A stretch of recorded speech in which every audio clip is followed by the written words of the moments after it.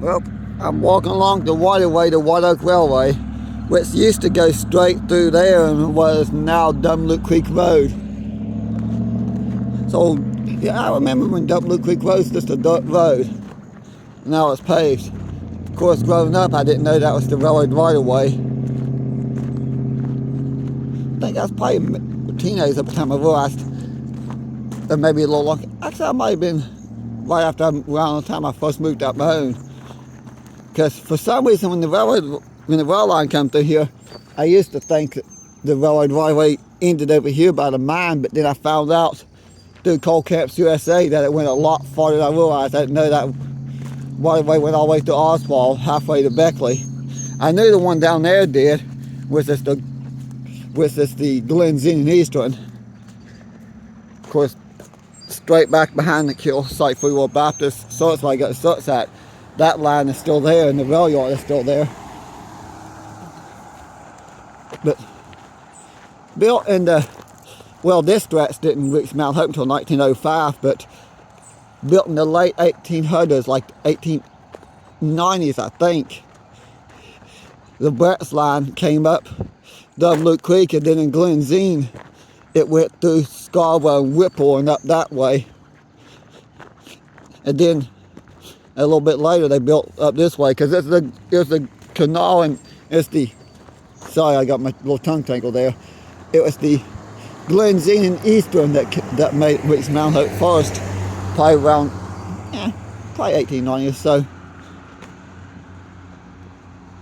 Maybe a little, I need to look and see the exact years on a lot of these though.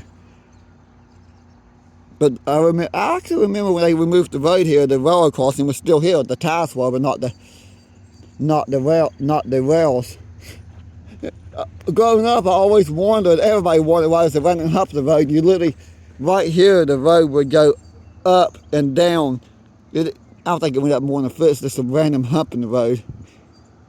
And then one day, I took some pictures I posted on the Abandoned Rails of America Facebook page, but the video did not save, and that made me so mad because I wanted to upload that video clip on YouTube. But probably this past year or so, they yanked it, tore up the road, and all the wooden ties are there.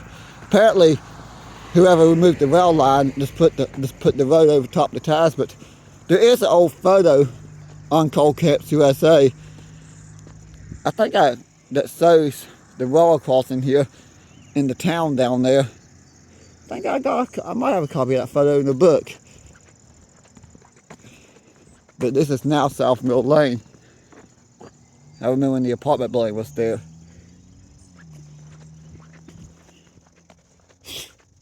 Yeah, outdoor exercise equipment. But the railroad waterway keeps going straight. I'm trying to film as much as I can of both rail lines.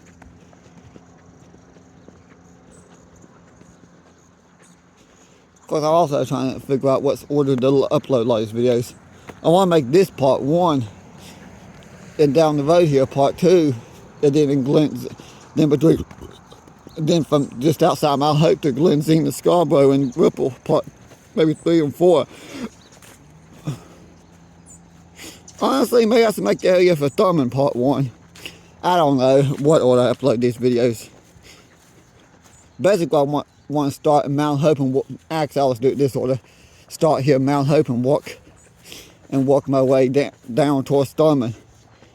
Of course, I still do film trains on this. There is a small stretch of White Oak Railway, actually a lot of the White Oak Railway is still active to this day, owned by R.J. Corman. From Thurman to Glen Zinc. Of course, from Glen Zinc Norton, it went on, the rail line came on this side of the creek, and the Glen Zinc Eastern was on the other side, so I'll point that out in the later videos. I'm overthinking again though. But I'll end the video clip here and skip this one area and get to that next area. I want to set the rail lines so I don't make it too long. This stretch, I can't even tell there's ever a rail line here. There's 2 really nice brick houses built here in the 1970s. Of course, they were both bought out as part of the flood control, the Dumbluke Creek Water Set Project. Of course, all the houses over there probably date back to the late 1800s, early 1900s. But I do remember pieces of this being here growing up, because this stretch from here on the other way, there's a stretch that's still being used as late as 1983. So what's dead ended here. So CSX actually still owns some of this, surprisingly. I don't know why, because they'll never run trains on it again. I think a small portion of this so it's owned by CSX on the West Virginia property view, and a small portion of it says property unknown. You cannot find out who owns it. It's like a random square of property, probably no bigger than the plot you put a stores building the tool shed on, right in the middle of this, that says, it just randomly says taxpayer unknown, and you cannot find out any information. And it's right in here, so it's weird. Makes no sense to me. But I think the city owns most of this, or the Bank of Mountain Hope as well. But that's what confuses me though about, now look at these. You'll see old railroad waterways, and there'll be small portions that the railroad still pays taxes on, still keeps, but miles of it will be broken up to the individual property owners. But you could see it used to be a rail line. If you know it used to be a rail line, it's easier to follow. Some of it, sometimes you'll just see the map will show two lines like a road. For example, the road, you'll see two lines that marks the road. So you know it's a road, it'll have the name of the road. But you also have two lines that will sometimes, that will just go for miles and miles, that says taxpayer unknown, information not unavailable. Turns out usually that's a railroad right-of-way. It's not always the case, but usually it's a railroad right-of-way. Thought I'd point that information. Over there's the Glenns East Eastern line, and the rail yard that's still there to this day. That track that'd be nice to see that track used again. Now, I like to point out, there is hope for that. Train traffic is increasing on the Brett's, and to open up more mines and stuff in the area, so it's possible. It's not very likely, but the chances of that being used again, the possibility is there. But it's not exactly very likely. Also, the Meadow River Coal Company also bought a bunch of land on the mountains here. At this present moment, they don't have any plans to open any mines up the hollows towards Oswald Tamboy. And at the present moment, there is no plans to rebuild this Brett's line, this stretch of Brett's line, this rail yard. But the fact that train traffic's increasing so much, and the mines are wanting more trains in and out, the possibility that's there. Depends on if the railroad companies want to spend the money to rebuild that yard or not. I think the main reason they ain't done it because they just don't want to spend the money to do all the work to get the tracks back in service. They're considered out of service. That line is considered out of service. It's not declared abandoned, it's declared out of service. But when I was a kid in grade school, most of the railroad ties are still here. I think recently years a lot of it's been pulled up or buried or rotted away. I remember in that field, my uncle owned that field, most of the railroad ties are still there too, but he removed them himself. He cut them up, he removed them, cut them up and burned them. Just like he done like Floyd Smoot from Petticoat Junction, he bought the railroad ties. But something else I like to point out, if you ever follow railroad waterways, watch. A lot of companies will do that.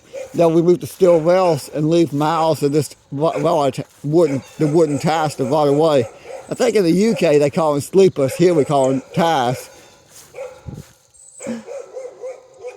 But they both mean the same thing. We'll end the video here and teleport myself over to where the freight depot used to be. I'm here where the freight depot used to be for the White Oak Railway. Now that's got an unpleasant surprise. Apparently yellow jackets coming out of the hole over there somewhere. I thought they were hibernating for the year. I didn't get stung because I saw them. Now if I'd been coming through with a lawnmower or weed eater, I probably wouldn't have seen it in time. But I remember looking at some old photos, and that telegraph pole was in the photos, and you could actually see the building there, And the building that was used to be the Mount Hope YMCA building back in the day was also in the photos.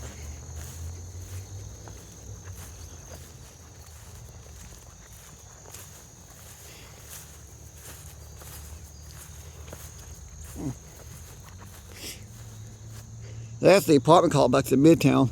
Company I work for, Kingdom Cuts. We've been doing a lot of work over there on the flower beds, which I'm going to do a completely separate video on that. Might upload that one before I upload this one, before I upload my videos along the White Oak Railway.